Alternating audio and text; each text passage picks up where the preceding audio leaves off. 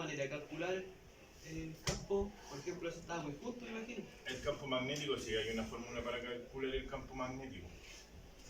¿Cuál es? Funciona en Gauss. En Gauss es la unidad de medida del campo magnético, pero eso no nos importa a nosotros. Calentamiento del conductor, I al cuadrado por R, o el efecto Joule, la intensidad al cuadrado por la resistencia por el largo del conductor. Eso es el calentamiento del conductor. Ahí está la fórmula, el ρ por el largo, el ρ es la resistividad del material, que se mide en ohms por milímetros cuadrados, ¿no? Y ahí está la tabla, el ρ del aluminio 0,028, el del cobre 0,018 aproximadamente, y la plata 0,016. ¿Ro? ¿Qué es la resistencia? La resistividad. La resistividad del conductor, el ohm por milímetro cuadrado. El poder de corte y las curvas. Tenemos que ver ahora. Y aparatos de desconexión. Fusibles. ¿Recuerdan los fusibles, no? ¿Qué ocurrió a los fusibles? ¿Cómo operaban los fusibles? Se quemaba, se sobrecalentaba. Se sobrecalentaban, ¿cierto? Y una lámina que tienen en el interior se va a fundir, ¿cierto? Que viene calibrada a cierta... para ciertos valores de tensión o de corriente. Aquí hay un par de fusibles tipo NH o de cuchilla. Súper sencillo para comprobar el funcionamiento de un fusible. Multímetro, continuidad, ¿no? Y chequeo. Este fusible estaría bueno.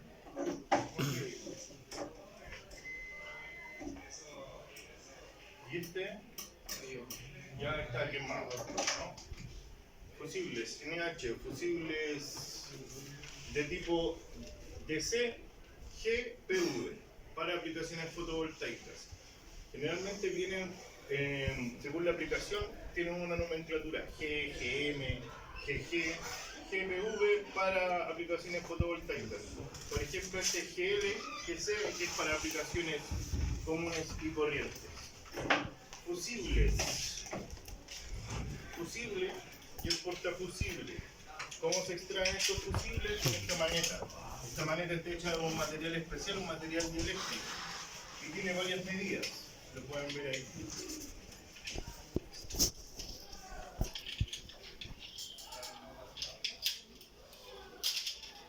Ya lo extraigo, y aquí queda el portafusible. ¿Cómo se llama? Solamente una maneta o una manilla de extracción de fusible o maneta de extracción de fusible. ¿Vale? Y luego lo vuelvo a poner. Súper apretado, porque queda, después de la mano es imposible quitarlo esto. Claro. ¿Aún se usan, profe? Sí. Sí. Generalmente para sistemas aislados, no sé, los que están aquí lo ocupamos nosotros para sistemas aislados. Quedan súper firmes. ¿Por qué tienen que quedar súper apretados? Para que no haga arco eléctrico. Para que no haga arco eléctrico, exacto. No sé si lo quieren ver esto. ¿Qué pasaba? No sé si alguna vez en sus casas les pasó que empezaba a salir mal olor a plástico quemado, olor a pescado. Sí. Bueno, eso es porque, no sé, pues, generalmente en las ampolletas, en los cortalámparas quedaba mal conectada a la lámpara y empezaba un pequeño arco eléctrico.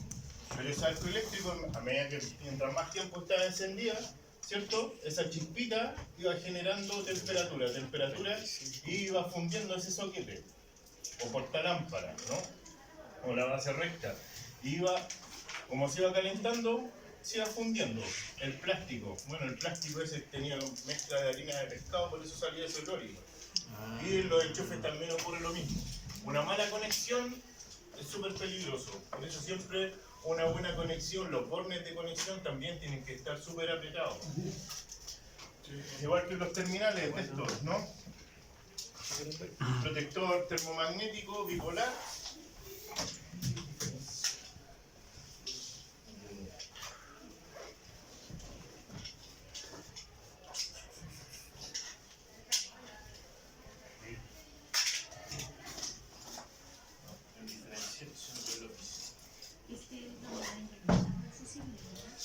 Termomagnético, y aquí hay otro termomagnético. O sea, el fusible es... Son distintos. Este, si se dan cuenta, tiene un sistema de fijación por atrás o bornes de conexión. Tiene los bornes de conexión aquí adelante y estos son para fijarlo a una caja metálica, son americanos, y también este es para corriente continua y este es para corriente alterna. ¿Okay? Pero es bipolar, actúa entre fase y neutro. Las conexiones, ¿cómo se tiene que conectar esto? ¿Recuérdalo, no? Fase. Fase. Por abajo y... ¿Cómo? Se alimenta con neutro y fase, el neutro desde la barra de alimentación de neutro y la fase que lo alimenta y las dos salidas a horno. Ya, sí, pero ¿por dónde? Desde arriba, siempre desde arriba, ¿no? Desde arriba y sale hacia el circuito por abajo. A no ser que sea uno especial de tipo retrógrado que yo lo pueda alimentar por abajo y salir por He arriba. visto eso y está bien, que lo alimentan por abajo y la salida es por arriba. No está bien, o sea, está bien si fuese un dispositivo retrógrado. Pero no cualquier... No cualquiera, por interruptor. ejemplo, Ticino, el fabricante Ticino tiene retrógrado, que se pueden alimentar por abajo. Pero siempre la alimentación de estos dispositivos es por arriba y agua abajo yo me voy al circuito, al cual estoy protegiendo. ¿Sí? ¿Los fusibles estos son para continua? ¿Cómo? ¿Estos fusibles? No, hay para alterna y para continua. Son diferentes. Pero hay para continua y para alterna. Yo, por ejemplo, si tengo un circuito continua, no le puedo poner fusibles de alterna. Puedo, pero no debiese. ¿Por qué? ¿Por qué? Porque no está hecho para eso. ¿Pero por qué? La alterna funciona mucho. Por los tamaños de la electricidad. O sea, el amperaje puede ser. Recuerden que las tensiones nominales hay distintas. En alterna la tensión no es igual que en continua. Nominalmente sí, pero no es igual. Recuerden que, por ejemplo, 220 volts de corriente alterna tienen en realidad 311 voltios. ¿Recuerdan que los 220 es lo mismo, el mismo trabajo que puede producir con una corriente continua de 220 voltios? ¿Okay? Por lo tanto, si yo pongo protecciones de corriente continua en alterna o viceversa, puede que no me proteja el circuito de la manera en cual yo lo estoy planeando. Por eso siempre protecciones de continua y de alterna para alterna. Fusibles cilíndricos, los más comunes son de 10 por 38, que quiere decir la sección. Así es, el largo y el ancho en milímetros. 10 por 38 son los más comunes. Cuchilla, estos o NH. Los que tienen ahí, los que andan por ahí son del tipo NH. Dependiendo del tamaño, hay NH doble 0, 01, etc. ¿Okay? Y hay otros más pequeñitos de estos, como el cartucho, se les llama, que usualmente, por ejemplo, en sistemas aislados se ocupan en las baterías, en los bornes de las baterías. Para proteger la salida hacia el inversor, se pone un extremo en el borne de la batería y del otro yo hago una conexión de este otro extremo hacia el inversor. Pero al final es la misma función de ese, del último que estaba explicando el primero. Es la misma. Sí, siempre, pero es la capacidad, generalmente la capacidad de corriente la que varía, por eso también varía el tamaño. Por la cantidad de corriente Hay que unos de 2 amperes, unos chiquititos. de 2, de 16, también 20, 32, 40, ya de ahí para arriba empiezan los más grandes. Profe, 63. Por lo general se les pone a los pilotos, a la presencia de tensión. Sí, profe, ¿por qué se le pone solo a los de circuito aislado? como los de circuito. O sea, que usted dice que no todos los circuitos llevan ese entre la batería y el alternador. O sea, A ver, un tipo de aplicación para este, un tipo de aplicación. ah, ya. Pero tú vas a tener para continuo y para alterno. Pero A ver, normalmente una instalación fusible 10 lleva. por 38 y el portafusible, súper similar a un termomagnético. Y otro fusible NH más grande, pero también para real DIN, con portafusible. Y tipos de fusible, como les mencionaba anteriormente, por ejemplo, GM para protección de aparatos para aparatos de maniobra. Aquí no está, pero G minúscula, P mayúscula y la B corta mayúscula para dispositivos fotovoltaicos. Y instalación conectada a red. Por ejemplo, aquí hay un diagrama de paneles solares, ¿no? ¿Cómo están conectados estos módulos solares aquí? Serie y paralelo. En serie y en paralelo. En serie y en paralelo, ¿no? Sí. ¿Qué nombre recibe esta parte? Un string, ¿cierto? Por ejemplo, si aquí tuviese un módulo fotovoltaico,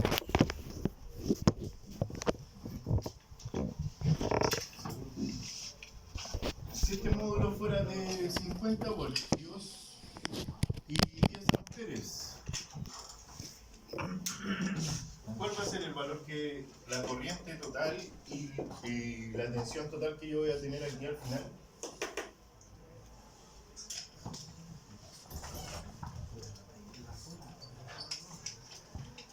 ¿De uno solo o de dos? La corriente que voy a tener yo aquí.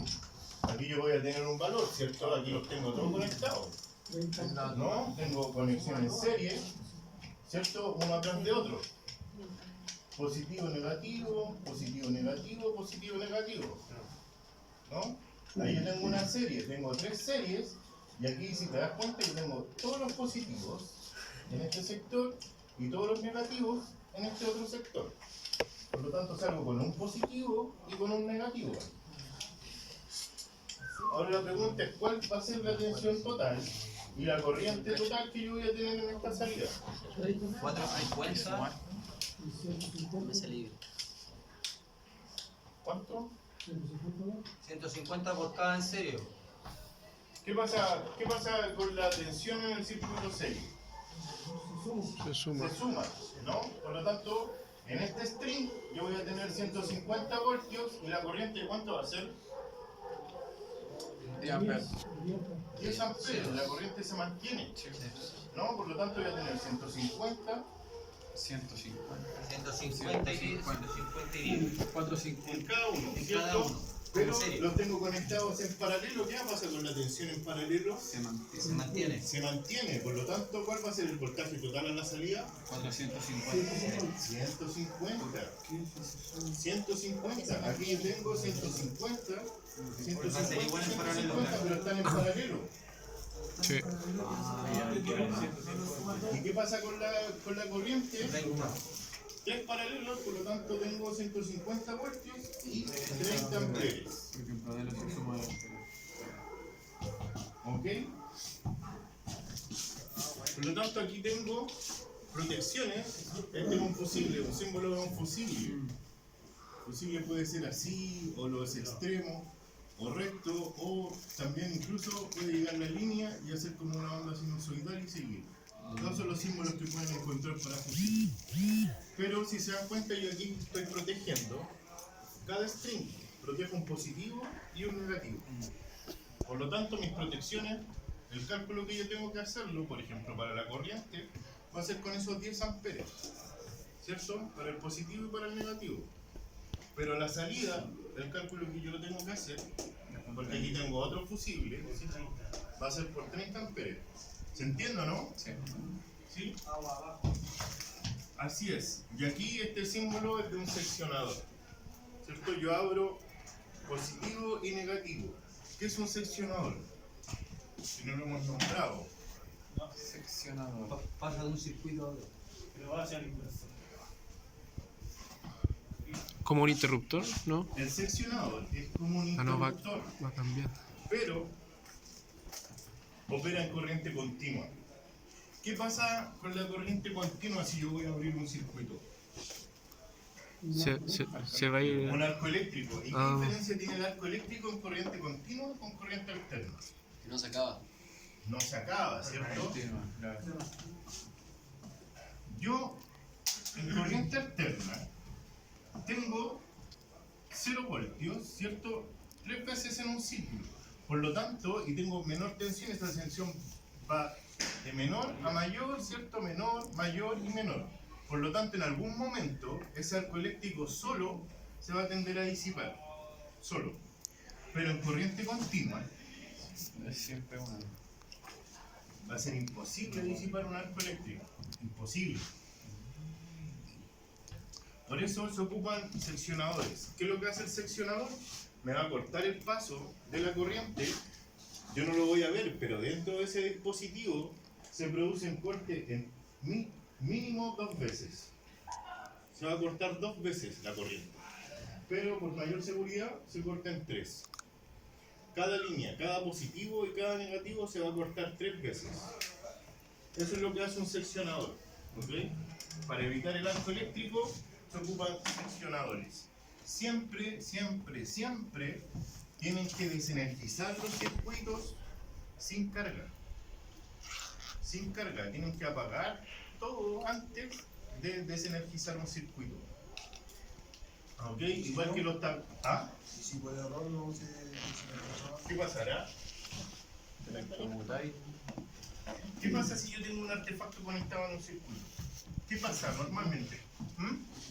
está pasando corriente. Está pasando corriente, ¿cierto? Le está pidiendo, está consumiendo potencia, ¿cierto? Y está consumiendo corriente. Pero ¿qué pasa cuando yo lo desenchufo? Se corta, no pasa. No pasa corriente, ¿cierto? Se corta el circuito, claro. Claro. Por lo tanto, ¿qué pasa si yo tengo mayor cantidad de corriente y voy a cortar un circuito? En el interruptor, ¿Mm? no pasa, no es que ser. Ah, Si puede no tengo reventar. corriente, si no tengo un consumo, yo voy a cortar, ¿cierto? Pero no voy a tener un arco eléctrico. Porque no está tengo cortado, corriente, está porque no pasando. está pasando corriente. Yo no estoy demandando corriente. Los electrones no están fluyendo hacia un lado. Pero si lo corto, con todos esos electrones fluyendo, esos electrones van a querer seguir pasando porque los de atrás los vienen empujando. Por eso depende del amperaje del interruptor. Claro. Pero si lo corto bajo carga, va a haber corriente circulando por ahí. ¿Ok? Los electrones igual van a querer pasar de un lado hacia otro, ¿cierto? Porque van a estar circulando. Pero si yo corto ese circuito, ¿cierto? Desenchufo los artefactos que tengo de consumo, y aquí no va a pasar nada.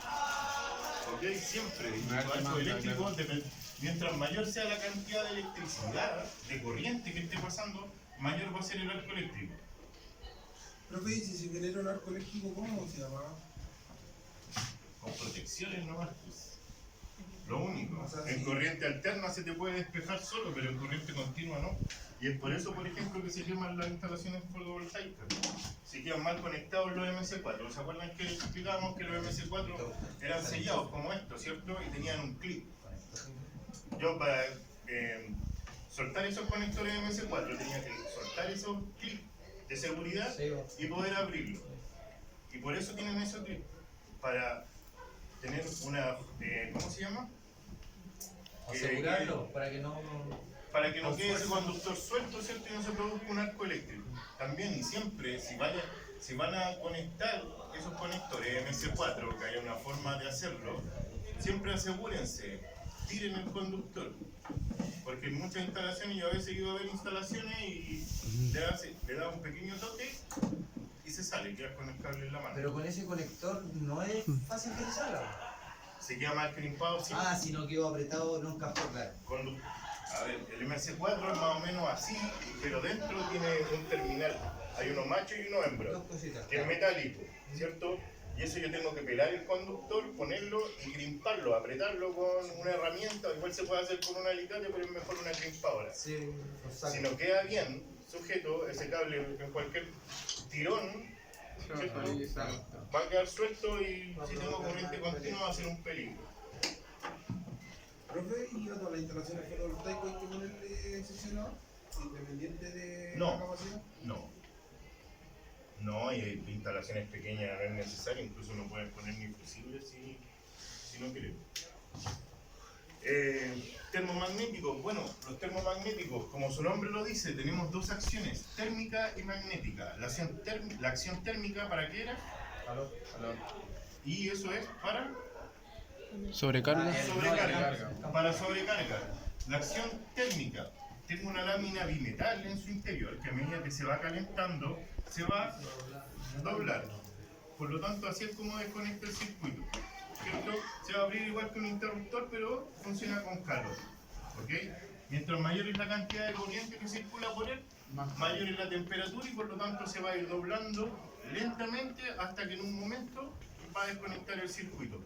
Por eso a veces cuando el automático salte en la casa, yo lo voy a dar y se cae. Sí, lo se voy a dar cae. y se cae, tengo que Porque esperar un está rato. doblado. Claro, porque la lámina se enfríe, vuelva a su posición normal y ahí ¡chic!, se va a enclavar.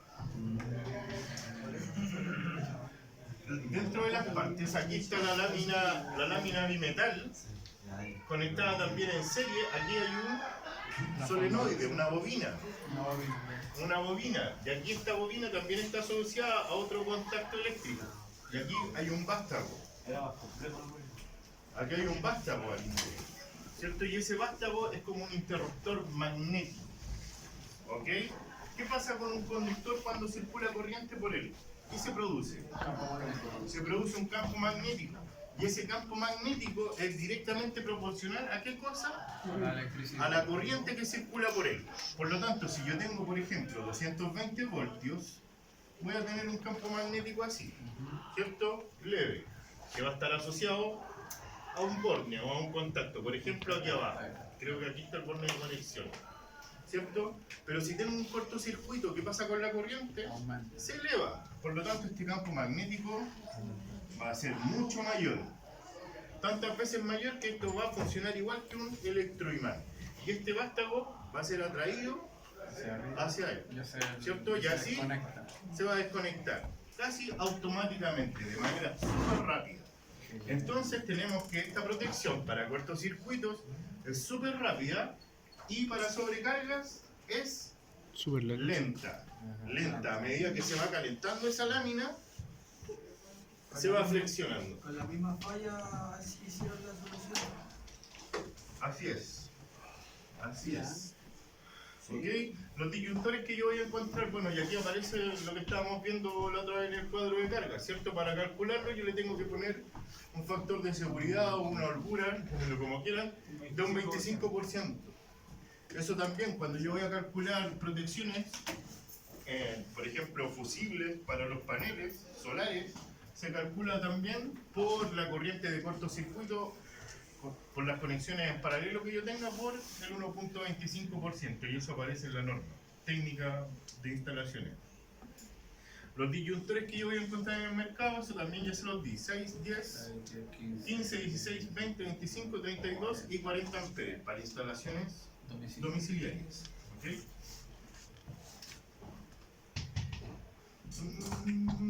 Curvas de tiempo y corriente. Las curvas, aquí están las curvas y las aplicaciones. Las que vamos a ocupar nosotros siempre, curva C, de 5 a 10 veces la corriente nominal, y para protección de circuitos de alumbrado, tomas de corriente y aplicaciones generales. Cuando yo tengo la idea, por ejemplo, de las curvas, algunas son más rápidas que otras son más lentas.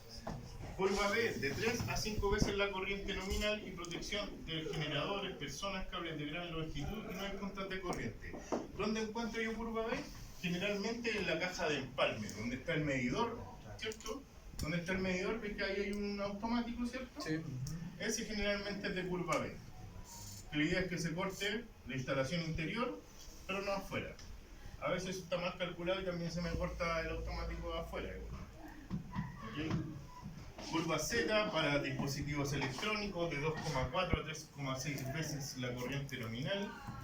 Curvas D y K para protección de cables alimentadores o receptores con fuertes puntas de arranque, entre 10 y 14 veces la corriente nominal. Y curva MA, disparo 12 veces la corriente nominal para protección de arranques de motores. El protector diferencial. ¿Cómo funciona el protector diferencial? ¿Se acuerdan o no? Creo que ya se los conté. Con dos bobinas, ¿cierto? Enrolladas en un solenoide, un núcleo de hierro, ¿cierto? Circular. Hay dos bobinas, una asociada a la fase y otra asociada al neutro. Pero también tengo otra bobina que va a ser inducida por las otras y va a detectar los cambios de corriente que yo tenga. La idea es que si pasan 10 amperes hacia abajo, se devuelvan los mismos 10 amperes. Si yo meto los dedos al enchufe por aquí, o hay corriente que está circulando a través de mi cuerpo, ¿cierto? Si pasan 10 amperes, parte se va a estar derivando por mi cuerpo y van a subir menos. ¿Claro? Y eso va a ser detectado por este sensor, que los campos magnéticos no son iguales y va a abrir el circuito. ¿Ok? La sensibilidad, si yo tengo una diferencia de 0,03 amperes entre los valores de corriente el dispositivo actual. ¿Por qué tiene esa sensibilidad? Pasa como siempre. ¿Mm? ¿Por qué tendrá esa sensibilidad? ¿Porque a alguien se le ocurrió? Sí, por ¿Porque la seguridad. mínima? Esa es la corriente mínima que a uno no le puede pasar nada. Casi, como 40 miliamperes supuestamente es como la corriente mínima que el cuerpo humano aguanta sin tener daños a la salud. ¿Y la sensibilidad de cuánto es? 30 miliamperes o 0,03 amperes.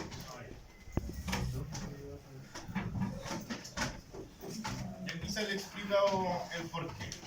Esa es la corriente mínima de 40 miliamperes que puede sufrir un cuerpo humano, bueno, en condiciones normales. Esa es la corriente a 220 voltios, esa es la corriente como que podría a uno dañarlo, ¿cierto? Por eso es el amperaje que se ocupa normalmente para la vivienda. No más de un interruptor de 40 amperes, porque después pasaría a industriales, ¿no? Sí, pero eso no tiene nada que ver con los circuitos. Una cosa es la corriente nominal de la protección y la otra es la sensibilidad de un protector diferencial. Estamos viendo la sensibilidad de un Ya. protector diferencial. Hay otros que son de 300 miliamperes. Uno de 300 Estamos miliamperes, viendo la corriente, claro. uno de 300 miliamperes se utilizan y hay en el mercado, pero son para lugares donde no hay como circulación de personas. Sistemas trifásicos, donde, o por ejemplo en campos solares fotovoltaicos, donde están cercados y vallados, donde no hay acceso a las personas. Tipos de diferenciales, hay varios tipos. Tipo AC, los más comunes, como los que tenemos en la casa. Tipo A, que es una derivación del AC, pero también donde hay componentes de la señal en continua también, donde puede haber componentes de corriente continua. HDPI, variación del tipo A, pero posee reforzamiento de inmunidad a fenómenos transitorios. Para para sistemas solares fotovoltaicos conectados a red, la norma exige que sean tipo A. Si no tengo tipo A, generalmente es súper difícil encontrarlo, se pueden utilizar HPI o inmunizados. Y tipo S, que eso es con selectividad o con retardo. Yo los puedo programar un poco la corriente Con un reloj. Pero los que más voy a encontrar son tipo A o tipo HPI. Tipo AC o tipo HPI. Estos tipos A es como súper difícil aún conseguir. Y los diferenciales. Por ahí. No hay ninguno. Ninguno. Bueno, pero esto es lo que pueden ver ustedes en el equipo. El tipo de diferencial en un recuadro, la componente alterna, la sensibilidad, la diferencia sobre la corriente nominal, que es 0,03 amperios, la sensibilidad es lo mismo, la corriente nominal, corriente de ruptura, símbolo, lo posible, etc. Y un diagrama. Otro diagrama, este es de sistemas fotovoltaicos, sí. Monopolar, ya que aparece uno bipolar. Bipolar asociado a un protector termomagnético.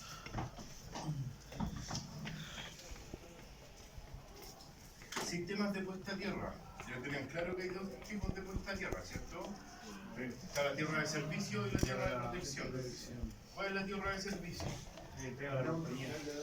La que da la compañía, el neutro, y la tierra de protección. La que va a tierra, la que tengo que poner yo en mi casa, ¿no? Tierra de servicio, ahí sale el cable que yo tengo que poner usualmente para la tierra de servicio. Generalmente el cable de la cometida es el que me entrega la compañía eléctrica que va a estar medidor. Dependiendo del diámetro, del calibre de ese conductor, va a ser el conductor de la tierra de servicio. Usualmente las acometidas en baja tensión no son más grandes que 6 milímetros, por lo tanto siempre se ocupa cable de 4. ¿Sí? Y ahí hay una cámara de registro con una barra Copperwell, un borne de conexión, ¿cierto? Que conecta el conductor de tierra, en este caso de color verde-amarillo, a la barra Copperwell, a través de ese borne de bronce.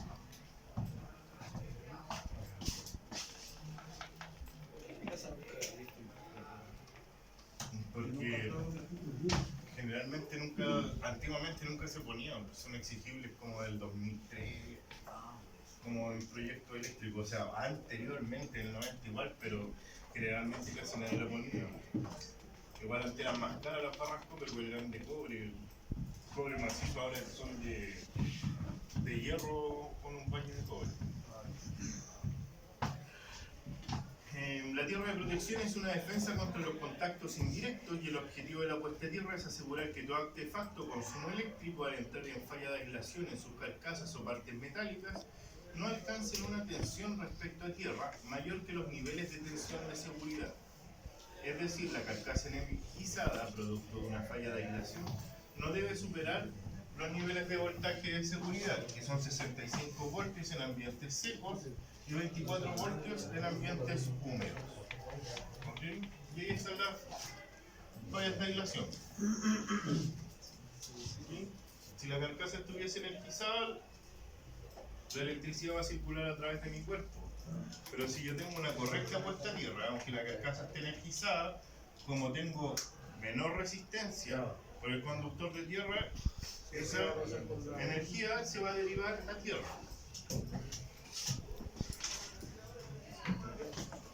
Y ahí aparece una formulita para hacer el cálculo de la resistencia de tierra de protección, que es la tensión de seguridad dividido por 2.5 por la corriente nominal del protector termomagnético al cual está asociado. 25. Y M, corriente nominal. Corriente nominal de la protección, la protección general en este caso, ¿cierto? 25, 30, 40 amperios. En diferentes sistemas de puesta a tierra, la más común es la que aparece aquí, que es la barra enterrada, el conductor que viene a la cámara de registro y el borne de conexión. Hay otro. ¿Qué pasará con la tierra? ¿Todos los terrenos son iguales? No, hay algunos que son más resistivos y otros mayormente conductivos. Por ejemplo, ¿qué es mejor para una barra, para una puesta a tierra? Humedad. Que sea conductivo, por lo tanto, ¿qué características tendrá que tener el terreno donde está puesta la barra? Húmedo. Generalmente se ponen en un terreno húmedo, en el jardín. Y si yo tengo el terreno seco, se le puede poner incluso hasta agua. O se puede preparar el terreno. Como se prepara el terreno, mezclas de sal, de carbón. O hay un producto que se llama Aericogel, también que se le aplica. Hay otros, por ejemplo, este tipo de puesta a tierra, tiene un cilindro, también donde tiene sales y otros compuestos que hacen que mejore la conductividad dentro de la tierra y se va esparciendo hacia el terreno, se va degradando poco a poco. ¿Okay? Otro con una espiral que también mejora la resistividad del terreno, y esa sería una puesta a tierra más común. Otras son las mallas a tierra. Entre una malla cuando tengo que disipar mayor cantidad de corriente para instalaciones más grandes. No es llegar y ver, a ver este terreno cómo está medio seco. Se tienen que hacer mediciones generalmente en ese tipo de instalaciones más grandes. Con un telurómetro, el telurómetro tiene 5 estacas y van, ¿qué es lo que hace el telurómetro? Esas estacas se van separando. Si mal no recuerdo es cada 21 metros. ¿Ok? ¿Qué es lo que hace? Desde una estaca central va enviando tensión y esa tensión está siendo recogida por cada una de las otras estacas. Y de acuerdo a eso, a los resultados que entrega el telurómetro se van proyectando curvas de resistividad. Y después con un método matemático se calcula el calibre que tiene que tener el conductor y el largo de ese conductor. Por eso se hace este enmallado. Este enmallado, ¿cierto? No voy a poner un conductor de 1 kilómetro, pero puedo hacer una malla que en su totalidad tenga 1 kilómetro. ¿Ok? Y van enterrados a 60 centímetros como mínimo de la ¿Qué superficie. tipo de construcciones se hace en la malla de tierra? ¿Cómo? ¿Qué tipo de construcciones? ¿Cómo qué tipo de construcción? Sobre el que En técnico, la edificios. compañía te pide un informe de malla tierra. Si ese Edificios. informe de malla tierra te dice qué dimensión tiene que ser la malla. Tienes que hacerlo con un proyecto y se hace con conductor desnudo. Conductor desnudo y se tienen que soltar la malla tierra. ¿A esas no las venden hechas? No, se tiene que hacer, no, hay como una establecida. sea, hay distintos tipos, hay de estrella, de malla, incluso hay placas de cobre que se ponen, por ejemplo, en las subestaciones. Y ahí se derivan todo. Este es un molde de grafito y aquí se pone el conductor. Por ejemplo, en un tramo, en una T, se pone un conductor desnudo de cobre, se ingresa el otro conductor, se le pone este molde encima, se sella y ahí se pone mezcla, que es soldadura cátode. Ahí, por ejemplo, esa puesta de tierra es de un edificio de departamentos que está ubicado en Carrera, acá en el centro. Y aquí tiene más o menos como tiene 40 metros de profundidad, pero la losa que está aquí abajo va a tener 20 y ahí dan los 60 centímetros justo en este proyecto. Y ahí se está poniendo el conductor. Y esas son las cámaras de registro, que si te das cuenta tiene concreto y hay los maestros que estaban sacando la islapol, ¿cierto? Lo estaban limpiando porque después de hacer esa malla, por ahí se iba a ir a los tableros. Así hacían las casas. Le metían ahí la bolsa a las construcciones antes. Pero todavía se hace, incluso se venden cajas todavía con el islapol puesto. Conductor, y esa es la herramienta para cortar el conductor, el cortachurro. Y ahí está el molde de grafito. Si te das cuenta es por la forma del conductor, que parece un churro, mal pensado. Y ahí está el molde de grafito, ahí hay una T, ahí está la mezcla de soldadura, y con un chispero se actúa esa mezcla y se solda. Y ahí queda soldado. Y eso es porque la corriente, ese es un edificio, tenemos 25 pisos ese edificio. La corriente que puede circular por ahí es tan grande, porque antiguamente los circuitos se hacían puestas a tierra por separado, pero ahora tienen que tener una conexión equipotencial. Tienen que estar todas conectadas. Incluso, por ejemplo, si hay pararrayos y la corriente que puede descargar un rayo es súper grande, para que esa corriente no vaya a desoldar por temperatura, las uniones se tienen que hacer de este tipo y no tienen como un sello mecánico. Esa corriente se puede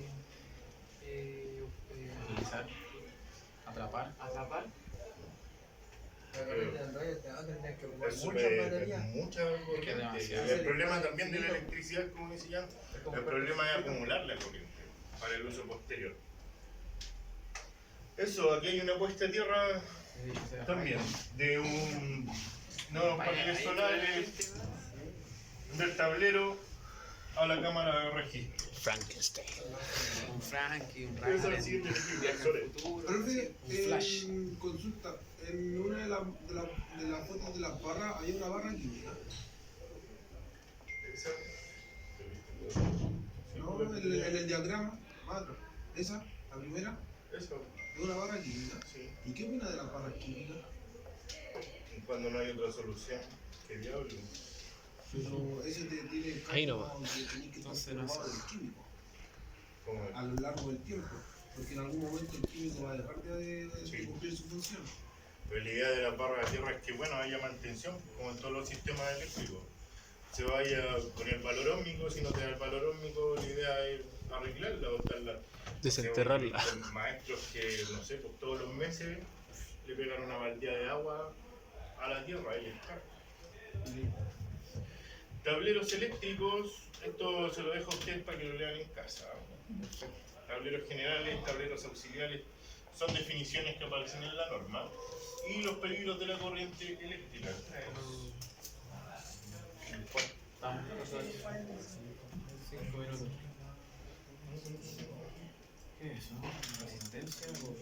Estos son los peligros que te puede tener la corriente eléctrica como circula por tu cuerpo. ¿Ok? La resistencia del cuerpo humano no es muy alta y depende de la superficie de contacto, la humedad de la piel y del terreno, la presión del contacto y el tipo de zapato. Si yo tengo un zapato que es dieléctrico, ¿cierto? Yo no voy a tener nunca contacto a tierra. Pero si tengo un zapato normal que no está aislado, yo puedo tocar una carcasa que esté energizada, o puedo tocar un conductor activo que me da la corriente. No así si tengo un zapato dieléctrico. Por lo general salen. ¿Y qué pasa si ese zapato está mojado igual? Hice un charco de agua y ¿Aún así funciona? Sí. Generalmente esos zapatos dieléctricos son repelentes de agua. Y si toco fierro. Efecto químico. Aproximadamente 2/3 del cuerpo humano se componen de agua y al aplicar una tensión aparecerá una descomposición y por consiguiente las células de nuestro organismo se mueren cuando se descompone el líquido celular. Tenemos súper poca resistencia. Es súper fácil que nos dé la corriente. Incluso podemos producir estática y nos damos la mano y sentimos un chispazo. Profe, Dígame. a mí una vez me pasó, pero no sé qué tan grave fue, que yo iba entrando a trabajar en climatización y uno de los maestros con los que estaba así me estaba enseñando y me dijo, mira, si tú tomáis los cables y tomáis el otro extremo también, la corriente puede circular a través de ti y no matarte. Y yo lo hice. Y estaba funcionando la cuestión y se sentía así como el cosquilleo. Y después quedaron así como... ¡Qué huevo! Efecto fisiológico. En nuestro organismo necesitamos permanentemente electricidad para nuestros sentidos corporales, informen al cerebro y para que éste envíe señales de mando a los terminales nerviosos y los músculos. Para ello se generan impulsos de tensión del orden de los 0,1 voltios. Si desde el exterior quedara aplicada una tensión adicional, resultarían perturbados los procesos normales. Así, por ejemplo, los músculos no se relajarían y tendríamos contracción muscular involuntaria. Casi siempre trabajamos con una corriente alterna de 50 Hz, por lo que los músculos del corazón recibirían 100 veces por segundo la orden de contraerse, o sea, unas 80 veces más rápido de lo normal, lo cual provocaría desfibrilación ventricular, ¿cierto? El corazón tiene un proceso, sístole y diástole, y ya cuando ese proceso se altera, estamos muy cercanos a la muerte. Otra cosa, si les da la corriente, no tomen agua. Después hay gente que dice, toma agüita, toma agüita. Eso nunca. Anda a bañarte. Anda a bañarte, ¿qué te pasa? Como consecuencia, trabajaría a toda prisa y superficialmente, con lo que dejaría de bombear sangre, y este fenómeno se llama fibrilación ventricular o cardíaca y provoca el paro cardíaco. Efecto calorífico. La corriente, ¿cierto?, produce calor en los conductores, imagínense en su sistema sanguíneo. Dependiendo de por dónde circule la electricidad, ve que aparece un diagrama que puede tener efectos súper adversos. Aquí entre los brazos me va a circular directamente por el corazón. ¿Ok? Aquí me va a circular por los pies. Dependiendo de la cantidad de corriente, es muy posible que, si lo hago como en la segunda imagen, me estallen o se me revienten los dedos de los pies, los dedos de la mano, dependiendo de cómo circule la corriente. Recuerden que la corriente entra y tiene que salir por algún sitio. En el cuerpo si hay corriente continua, Si hay corriente continua, vaya a quedar pegado. Pegado. Pero ahí ni siquiera, porque ahí no hay corriente, digo, no hay corriente alterna, entonces tú ya hay ahí nomás. Qué brillo ahora que veo esta wea. A ver, no sé, el otro día, bueno, si tengo algunos amigos eléctricos, el otro día me mandaron un video de un tipo que estaba típico trabajando en el techo sin ninguna protección y el tipo pasó a llevar con la cabeza un conductor eléctrico, un cable que ahí estaba tieso y humeando, hasta que se le cortó la cabeza por la mitad. Fue tanta la tensión que, claro, el corte lo cortó y después el tipo cae, de altura cae y a tieso, quemado, y incluso se le rompieron las piernas así como un cristal, pero quedó todo quemado y tieso, como un churrasco. ¿Te salvó? ¿Qué voltaje? Se cortó la cabeza a la mitad. Voltaje de cable, que llega a la comunidad. Y hay corriente que atraviesa el cuerpo en miliamperes. De 3 a 10 miliamperes el sujeto consigue generalmente desprenderse del contacto. No es corriente continua, corriente alterna. Pero de todas maneras, la corriente no es mortal. De 10 a 50 la corriente no es mortal si se aplica durante intervalos decrecientes. pero a medida que aumenta la intensidad. De lo contrario, los músculos de la respiración se ven afectados por calambres que pueden provocar muerte por asfixia. ¿Ok? Súper Peligroso. Sí, pues sí. ¿Qué es el tiempo? Segundos. el tiempo en segundos y la corriente en miliamperes. Sobre 100 miliamperes ya instantáneamente. Ni con 001 segundos. Te salváis.